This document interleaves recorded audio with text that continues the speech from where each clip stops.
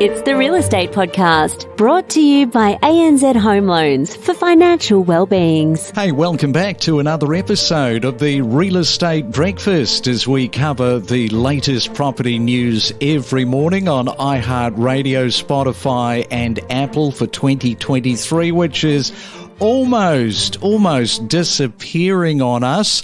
It is Wednesday today, November the 22nd, middle of your working week if you're wrapped up in negotiations at the moment on property. Too late, of course, to buy now and be in before Christmas. I think that ship has pretty much sailed unless you're doing something today. Otherwise, you're transacting for the new year. But hey, it's still good to buy the property before we get into 2024. And good morning if you are in Caloundra this morning, a very nice part of the Sunshine Coast. Plenty of people moving into Caloundra. And if you're interested in buying a unit, I can tell you that in Caloundra, the median price for units is hovering around that $661,000 mark.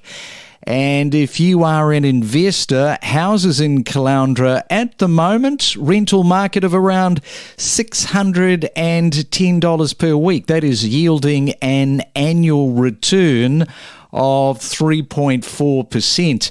And in fact, we are taking you to Queensland this morning. We are catching up with our regular Varsha Daswani, the principal from SAI Real Estate Group. And good morning to you, Varsha. Welcome back to the Real Estate Breakfast. As I say, the Caloundra market is proving to be very popular in 2023. It's an area that you are very much connected and intertwined with. Yeah, 100%. Caloundra is definitely the hottest market at this point in time. And in this year, we have seen about, in terms of the median house price, 661,250 is the median house price. And we have seen a lot of investors wanting to move in. And as per our conversation previously as well, there are about 30,000 people that have moved from interstate, from Sydney and Melbourne in particular. And the majority of them have moved to Caloundra and Moffat Beach and nearby. That is definitely attracting a lot of interstate buyers. Yes, the thing with the Sunshine Coast is really people are blessed with so many of these suburbs, these areas like Caloundra, Budrum, which is another one which we have talked about, and you've got Mooloolaba, which we've talked about. So lots and lots of different choices for people, and I think that just makes the choosing that much easier, doesn't it? For sure, yeah. They have got a lot to choose from.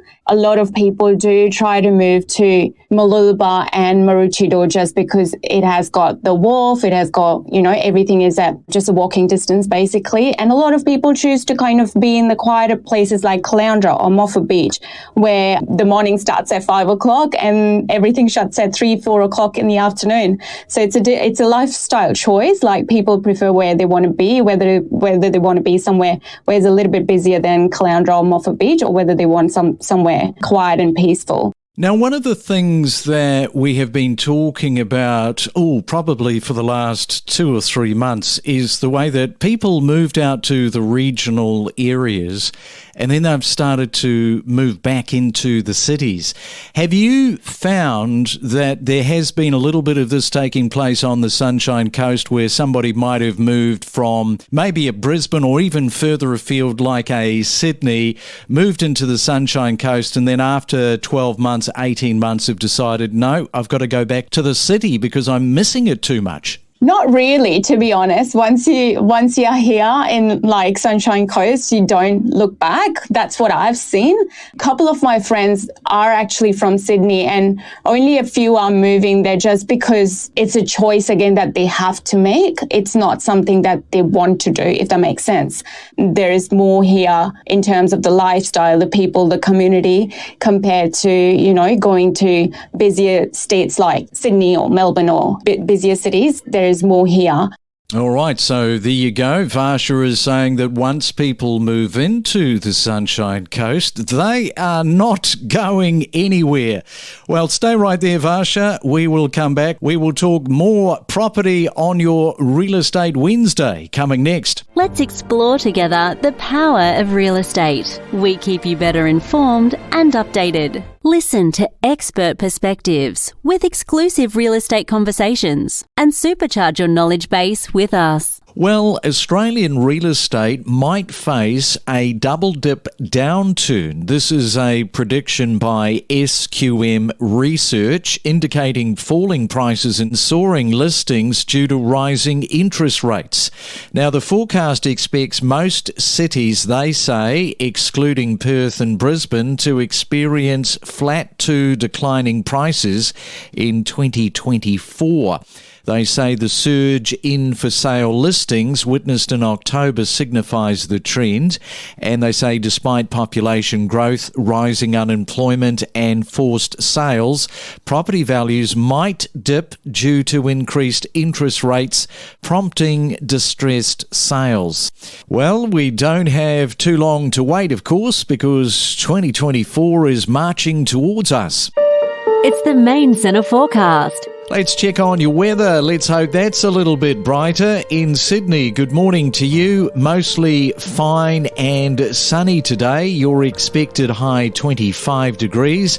Melbourne expects some cloud with fine periods. 20 is the forecast high for you. Brisbane, cloudy with a chance of some rain. Your high 27. And it is going to be a scorcher once again in Perth. The winds are going to die down, but a mainly fine hot day, 39 on the mercury. So drink plenty of liquids if you are in WA. If you're turning a year older for November the 22nd today, happy birthday, many happy returns. Actor Jamie Lee Curtis is turning 64. Actor Mads Mikkelsen, he's turning 57. Mark Ruffalo is 55. And Scarlett Johansson is turning 38. Decode the property market with insider knowledge and insights to better navigate your real estate journey. And it is a Wednesday real estate morning, and we are back with Varsha Daswani, the principal from SAI Real Estate Group.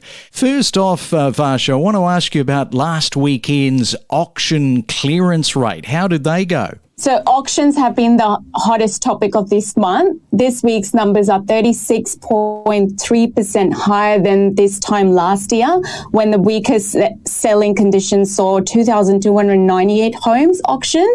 In Sydney is expecting the busiest auction week of the year, with 1,169 auctions currently scheduled across the city. In Melbourne is set to rise 22.3% this week, with 1,444 homes set for auction. And if you see it in Brisbane, it's 203 homes that is set to host the busiest auction market across the smaller capitals this week. This with scheduled auction numbers exceeding 200 for just the fifth time this year. Like, everything is, in terms of how the property market is performing, is monitored by auction. And this month has been the busiest month ever. And what the economists predicted just 12 months ago was completely opposite to what's actually happening. So that's a really good way we are ending this year on a really high note is what I can see here, which is really, really positive for the property market for sure.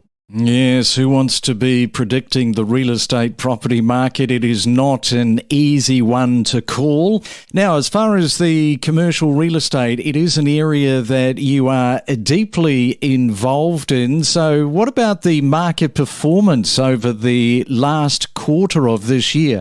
How has that all sort of played out? That has played out again very positively just in the last quarter.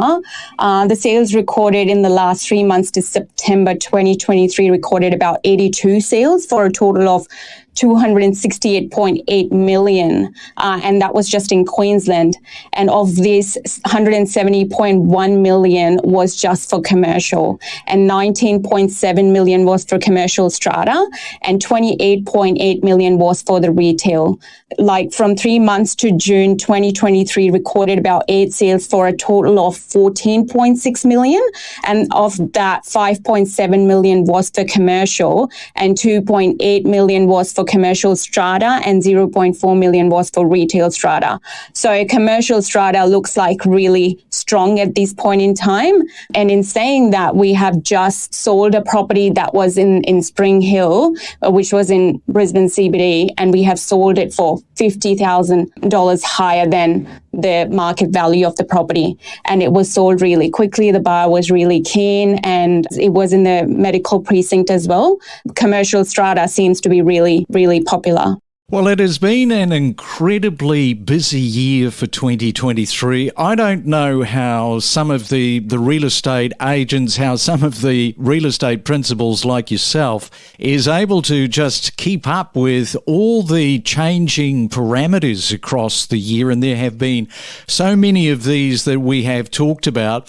So I'm interested, because we are heading towards the end of 2023. What are some of the key things that you have noticed across 2023 that you'd like to talk about? Some of the key takeaways, if you like. I think one of the key takeaways would be property prices have actually kept rising for about 10 months in a row, despite of 13 interest rate rises, high inflation, and reduced borrowing capacity. And that says it all. In my opinion, it's just like coming back to what was predicted 12 months ago by the economists, it was just completely different. And they were talking about the world is coming to an end kind of a situation. But we have actually, if you think about it, we have grown 8% more in the year to date. So again, it's just incredible to see this kind of, positive growth in the market space, in the property market space. In terms of the rents are still going up. It keeps on increasing, but more slowly for the remainder of the year. So it still is looking really strong, the rental market, and in the next year as well, I think it will still keep on growing. In terms of the property market in Brisbane, the Brisbane property prices have increased by 0.4% over the last week, and it increased 1.2% over the last month and are up to 11.1% year to date, and also 9.6% higher than they were in 12 months ago. So overall, it has been really positive for the property market, regardless of whatever was predicted. So never go on the predictions. I would suggest just, keep your hopes high, and the property market is always looking strong as usual, Craig, at this point in time. Yes, got to keep the hopes high, that is for sure. If we don't have optimism, we've got pessimism, and I know which one I prefer. All right, Varsha, I'll let you get out and enjoy your busy Wednesday. Once again, thanks for coming on to the Real Estate Breakfast this morning. Talk in a few weeks' time. Thanks, Craig. Don't navigate the real estate market alone. Let us help guide you in the world of real estate every day. Make better informed decisions with the latest news and insights. It's quite frothy. It's quite speculative in nature. Property prices are, in my view, at least 20% overvalued. Now, I think they're going to remain expensive over the next 3 to 5 years because of this undersupply. And I do fear that we're going to have a very difficult year next year in the residential property sector. However, sort of the last few months, there really has been some purpose in people bidding. And that might be also because people are getting more confident in Brisbane with auction. The aggression and the amount of bids per auction certainly has risen quite substantially. You're right.